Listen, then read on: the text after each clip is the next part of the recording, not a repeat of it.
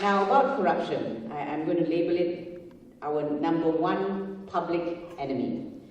Because in my view, it is the root of all the evil that exists in our country. If you didn't have corruption, you would have clean elections. You would have a stable economy. You would have a stable political system. We don't have all of this because of corruption. That's my view. Now, it is tragic that we as Malaysians are very accepting of corruption. And that is a mindset that I will talk about later, a mindset that we all must change. Now, we also know that we have fallen in the Corruption Perception Index. I will allow Tan Sri Ramanathan to deal with that. But we have come to a stage where corruption is so rampant, it's endemic, as someone said earlier. We have come to a point where we wonder whether there is, in fact, anything we can do about it at all. I would say, don't give up.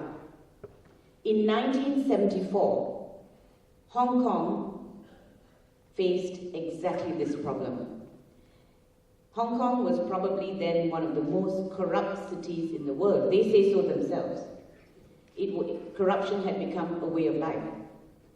Then they set up this commission called the ICAC, Anti-Corruption Commission of Hong Kong. Within 3 years, the corruption syndicates in the government were dismantled. 247 government officials, including 143 police officers, were prosecuted. Hong Kong is a success story. 35 years later, they continue to be a success story. When I went to Hong Kong recently, they took us to the anti-corruption agency. And by the way, they have an exhibition room,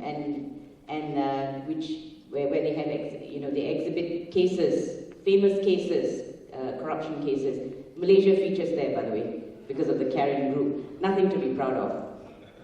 But what was wonderful was when their ministers and their chief justice and all these people who gave their talks, I went to the Hong Kong opening of the legal year, when they gave their talks, they could look you in the eye and say, Hong Kong is corruption-free. You can invest with us safely.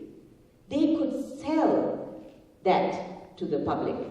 And I was a little bit envious because do you recall anyone in Malaysia in the last 25 years being able to stand up here and tell members of the public, Malaysia is corruption-free? At least they're honest enough not to do that. I have to give them that. They can't do it.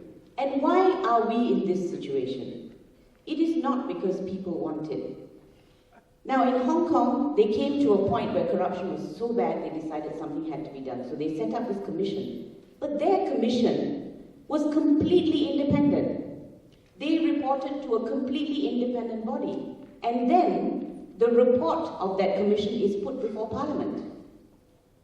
We have set up MACC, by the way, which is apparently a new body, different from what was there before, but actually it isn't.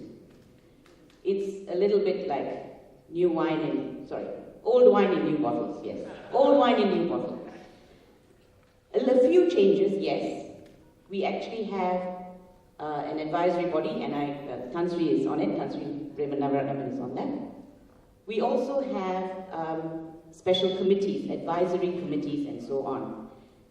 Now, the disappointment in that is, when I first heard there were going to be amendments to the Act, and that there was going to be oversight bodies, I was very impressed. And I thought, wow, the government is really serious about corruption. Then I realized that these advisory committees are operating under very difficult circumstances. They are just merely advisory. They have no access to Parliament. Their views have no access to Parliament. They report, another committee reports to the Prime Minister, so the Prime Minister is there. And what goes to Parliament is a very filtered document. And in fact, as I understand it, there's no stipulation that reports have to go before Parliament every year, as there is in Hong Kong. So we are so scared of of having independent oversight over the commission. Why? If you think your commission is doing a good job, you shouldn't be afraid. There should be no fear. More importantly, if you are genuine about fighting corruption, you will insist that the MACC is independent. You will insist that they report to an independent oversight committee, and you will insist that it goes to Parliament. So what does this show you? When I read the reports about the ISCC, one of the fundamental things is that there must be political will to wipe out corruption. That will get you to the first base. There are other bases. You need strong legislation. You need funding. But you can't even get to first base if you don't have the political will to deal with corruption. And I'm going to say this without fear or favor. As I say, I'm a thorn in the side, and I'm going to say it. We do not have, this government does not have the political will to fight corruption.